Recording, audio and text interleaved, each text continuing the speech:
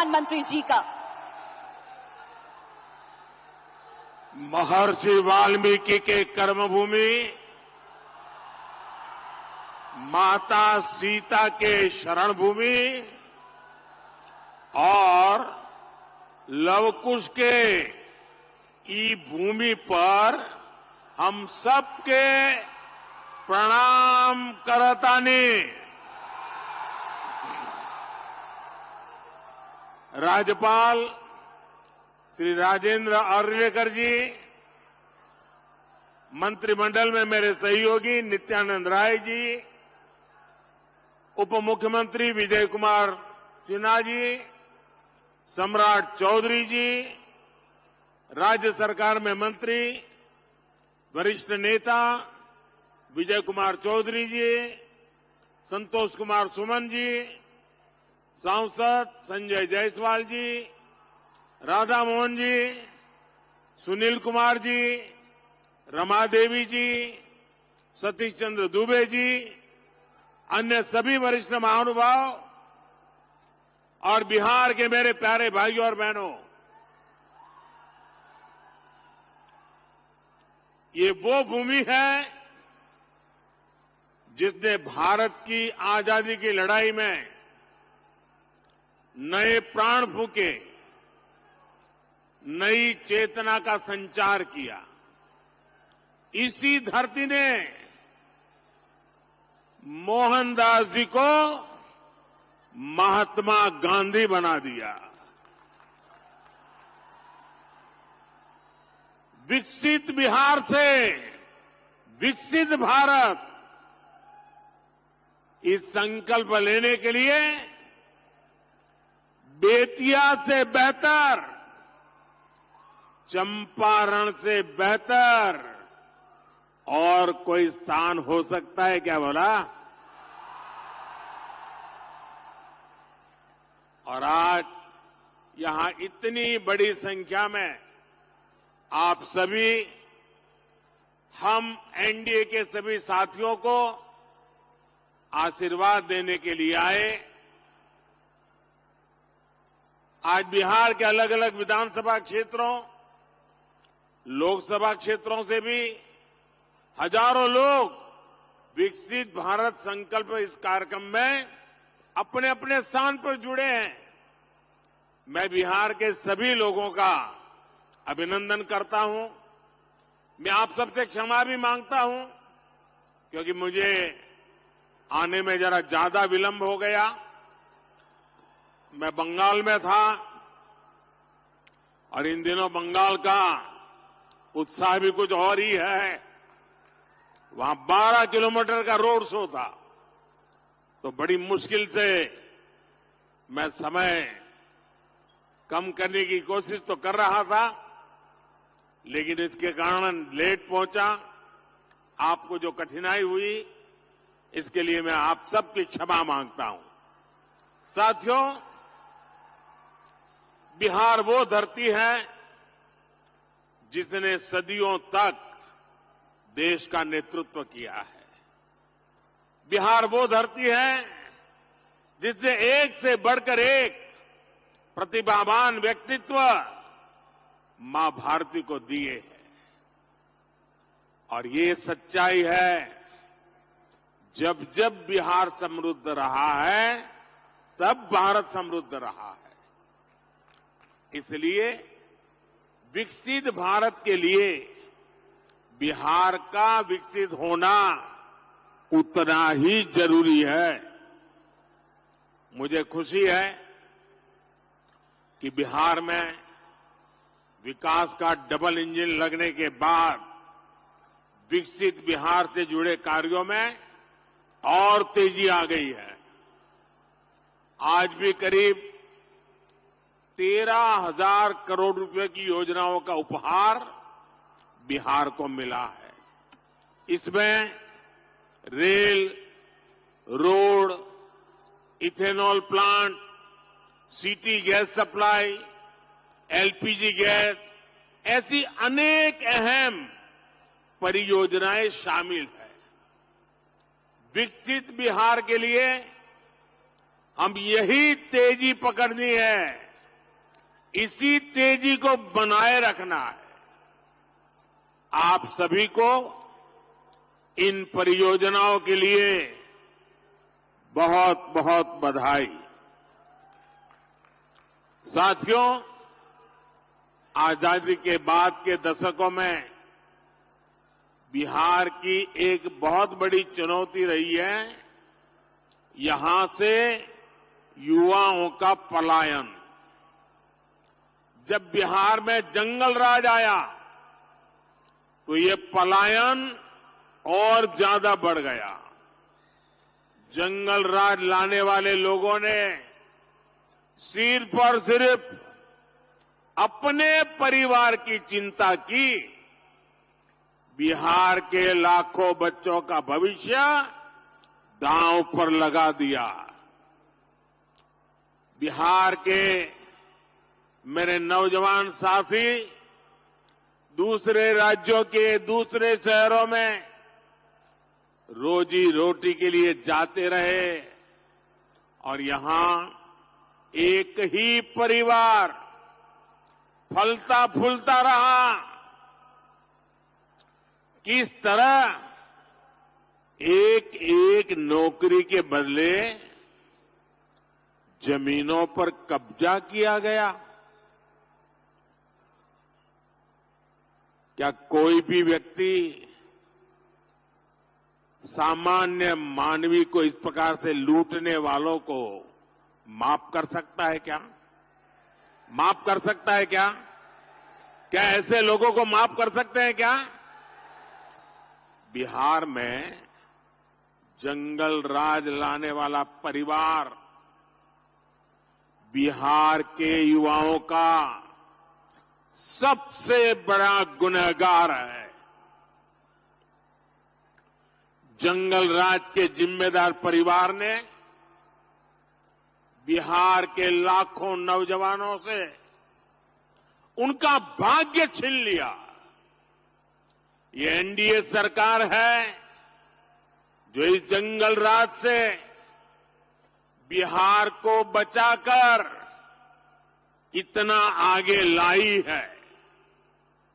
साथियों, एनडीए की double engine सरकार का प्रयास है कि बिहार के युवा को यही बिहार में नौकरी मिले, यही बिहार में रोजगार मिले। आज जिन हजारों करोड़ रुपयों की परियोजनाओं का लोकार्पण और शिलान्यास हुआ है, उसके मूल में भी यही भावना है।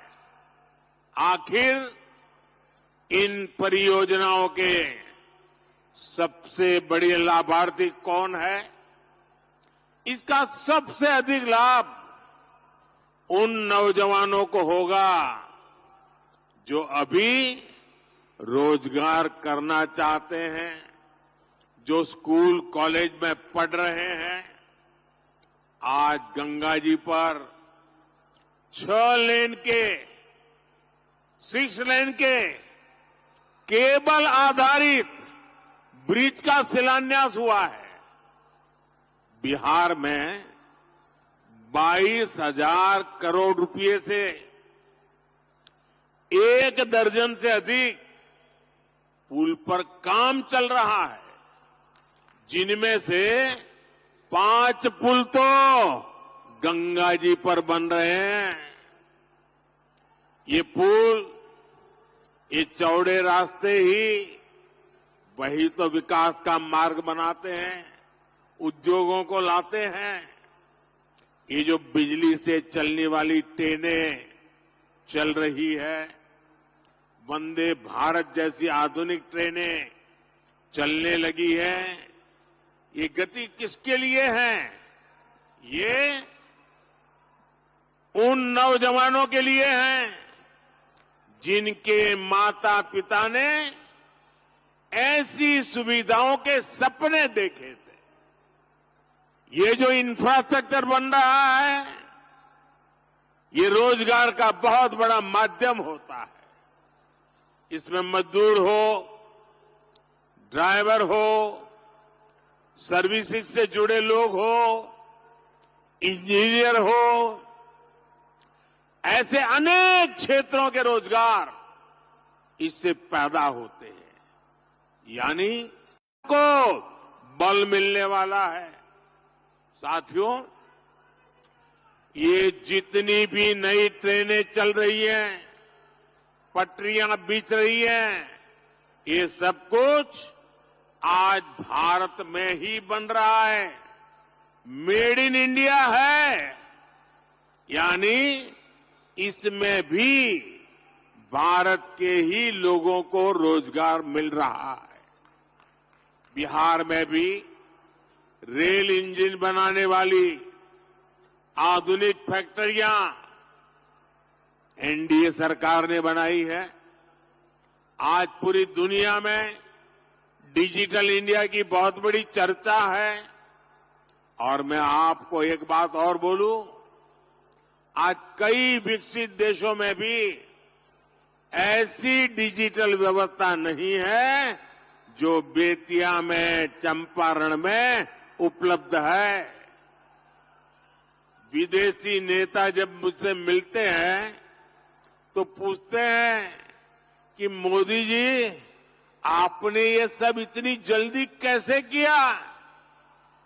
तब मैं उन्हें कहता हूं कि ये मोदी ने नहीं, ये भारत के नौजवानों ने किया है। मोदी ने तो भारत के हर युवा को उनके हर कदम पर साथ देने की गारंटी दी है। और विकसित बिहार के लिए आज यही गारंटी मैं बिहार के युवा को भी दे रहा हूं।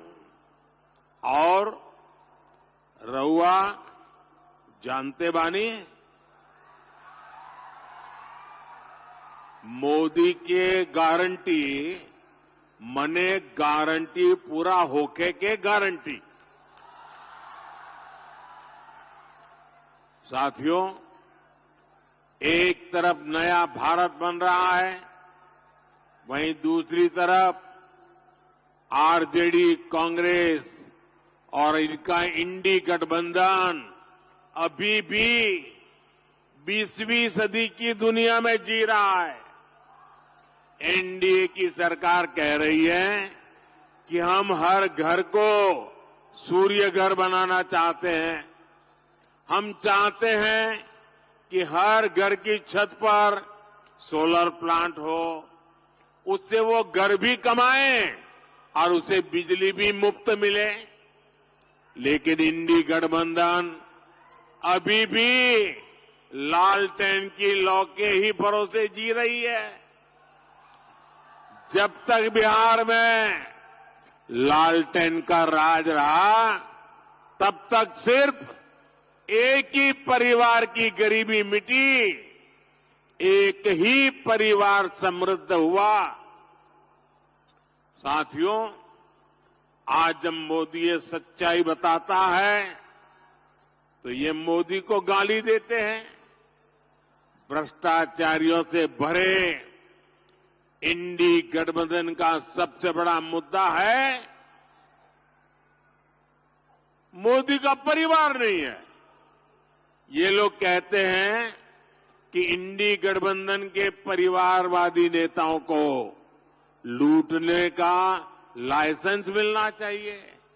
क्या लूटने का लाइसेंस मिलना चाहिए? क्या मिलना चाहिए? क्या आज भारत रत्न कर्पूरी ठाकुर जी अगर होते तो ये उनसे भी यही सवाल पूछते जो मोदी से पूछ रहे हैं। परिवारवाद और भ्रष्टाचार के कट्टर समर्थक ये आज पूज्य बापू जेपी लोहिया, बाबा साहब आम्बेडकर को भी कटघरे में खड़ा करते। इन्होंने भी तो अपने परिवार को बढ़ावा नहीं दिया, बल्कि देश के हर परिवार के लिए जीवन खपा दिया। साथियों, आपके सामने वो व्यक्ति है जिसने बहुत छोटी आयु में घर छोड़ दिया था। बिहार का कोई भी व्यक्ति किसी भी राज्य में रहे, लेकिन छठ पूजा पर, दिवाली पर घर जरूर लौटता है। लेकिन वे मोदी जिसने बचपन में ही घर छोड़ दिया, मेरा कौन सा घर है जहां मैं लौटूं? मेरे लिए तो पूरा भारत ही मेरा घर है। हर भारतवासी मेरा परिवार है। इसलिए आज हर भारतीय कह रहा है, हर गरीब, हर नौजवान कह रहा है, मैं हूं मोदी का परिवार। मैं हूं हम बानी मोदी के परिवार। साथियों, मैं गरीब की हर चिंता खत्म करना चाहता हूं। इसलिए मोदी अपने गरीब से गरीब परिवार को मुफ्त राशन दे रहा है, मुफ्त इलाज की सुविधा दे रहा है। मैं चाहता हूं कि महिलाओं की जिंदगी से कठिनाइयां कम हो, इसलिए मोदी महिलाओं के नाम पक्के घर दे रहा है, टॉयलेट दे रहा है, बिजली पहुंचा रहा है, गैस का कनेक्शन लग रहा है, नल से जल की सुविधा हो रही है। ऐसी चीजों पर काम कर रहे हैं। मैं चाहता हूं कि मेरे देश के नौजवानों का भविष्य बेहतर हो। इसलिए मोदी रिकॉर्ड संख्या में मेडिकल कॉलेज बना रहा है, एम्स बना रहा है, आईआईटी बना रहा है, आईआईएम बना रहा है। ऐसे आधुनिक शिक्षण संस्थान मेरे नौजवानों के भविष्य के लिए बना रहा है। मैं चाहता हूं मेरे देश के किसानों की आय बढ़े, वो और सशक्त हो। इसलिए मोदी अपने अन्नदाता परिवार को ऊर्जादाता और उर्वरक दाता बना रहा है। आज बिहार समेत देश भर में इथेनॉल के प्लांट लगाए जा रहे हैं। कोशिश यही है कि गन्ना किसानों, धान किसानों की उपज से देश में गाड़ियां भी चले और किसानों की कमाई भी बढ़े। कुछ दिन पहले ही एनडीए सरकार ने गन्ने की खरीद का दाम 340 रुपये प्रति क्विंटल कर दिया है। कुछ दिन पहले ही एनडीए सरकार ने दुनिया की सबसे बड़ी अनाज भंडारण योजना शुरू की है। इसके तहत देश में, बिहार में हजारों गोदाम बनाए जाएंगे। बिहार के मेरे छोटे छोटे किसान परिवारों का जीवन आसान हो, इसके लिए पीएम किसान सम्मान निधि के तहत भी उन्हें हजारों करोड़ रुपए की मदद दी गई है। यहां बेतिया के ही किसानों को करीब करीब 800 करोड़ रुपए पीएम किसान सम्मान निधि के मिले हैं। और इन परिवारवादियों ने आपके साथ क्या किया, इसका एक उदाहरण मैं आपको देता हूं। यहां बरौनी का खाद कारखाना कब से बंद पड़ा था? इन परिवारवादियों को कभी इसकी चिंता नहीं हुई। मोदी ने किसानों को, मजदूरों को इसे फिर से शुरू करवाने की गारंटी दी थी। आज ये खाद कारखाना अपनी सेवा दे रहा है और नौजवानों को रोजगार भी दे रहा है।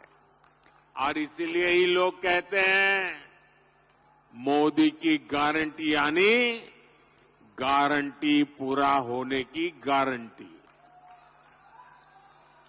साथियों, चुनाव में ये जो इंडी गठबंधन वाले हैं ना, उनको पता है अब वो कहीं के रहने वाले नहीं हैं और अपनी हार तय देख इंडी गठबंधन के निशाने पर खुद भगवान राम भी आ गए हैं। यहां बेतिया में मां सीता की अनुभूति है, लव कुश की अनुभूति है।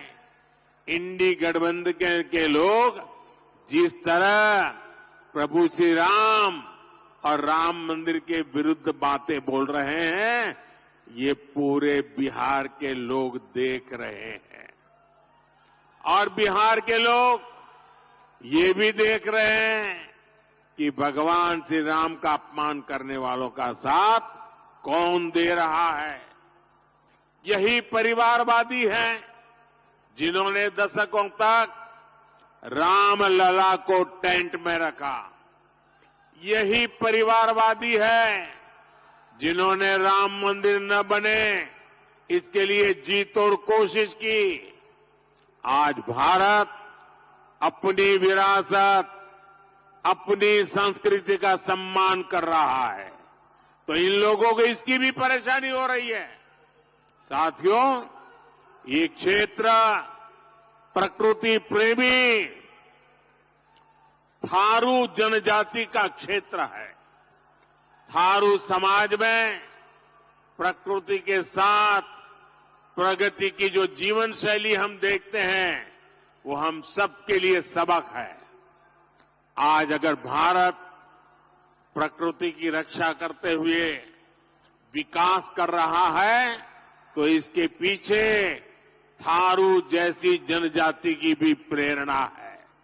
इसीलिए तो मैं कहता हूं कि विकसित भारत के निर्माण के लिए सबका प्रयास चाहिए, सबकी प्रेरणा चाहिए, सबकी सीख चाहिए। लेकिन इसके लिए एनडीए सरकार का 400 पार होना उतना ही आज जरूरी है कि नहीं है? कितना देश को तीसरी सबसे बड़ी अर्थव्यवस्था बनाने के लिए एनडीए गरीबी से लोगों को बाहर निकालने के लिए एनडीए युवाओं को रोजगार के नए अवसर देने के लिए एनडीए गरीबों को पक्के घर देने के लिए एनडीए 1 करोड़ घरों में सोलर पैनल लगाने के लिए एनडीए 3 करोड़ लखपति दीदी बनाने के लिए एनडीए देश के कोने कोने में वंदे भारत ट्रेन चलाने के लिए विकसित भारत विकसित बिहार के लिए एक बार फिर आप सभी का मैं बहुत बहुत धन्यवाद करता हूं। मेरे साथ बोलिए, भारत माता की। दोनों हाथ ऊपर करके पूरी ताकत से बोलिए, भारत माता की, भारत माता की, भारत माता की। बहुत बहुत धन्यवाद।